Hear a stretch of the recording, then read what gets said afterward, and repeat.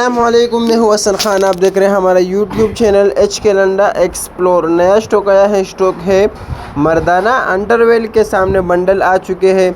ये 40 किलो के बंडल है, तो एक बंडल से हम टाट हटाएंगे। माल आप लोगों ने साथ साथ देखता जाइए और हमारा वीडियो को स्किप नहीं करना है, पूरा ही देखना है ताकि आप लोगों को माल का अंदाज़ा अच्छे से आ सके।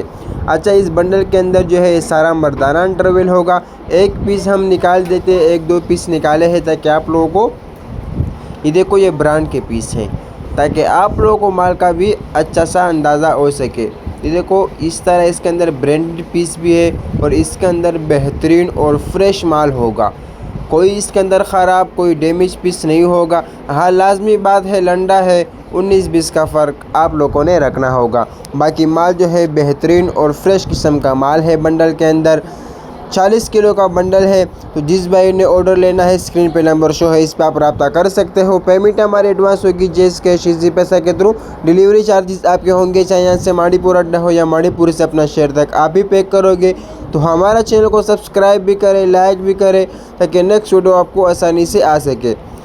तो रेट का हम बात करें, मुनासिब रेट है, सिर्फ आपको 8,000 रुपये पर बंडल पड़ेगा। तो ऑर्डर कम से कम आप लोगों ने एक बंडल का करना है या एक बंडल से ज़्यादा का भी कर सकते हो। तो उम्मीद करता हूँ आपको वीडियो अच्छी लगी होगी। अल्लाह हाफिज़।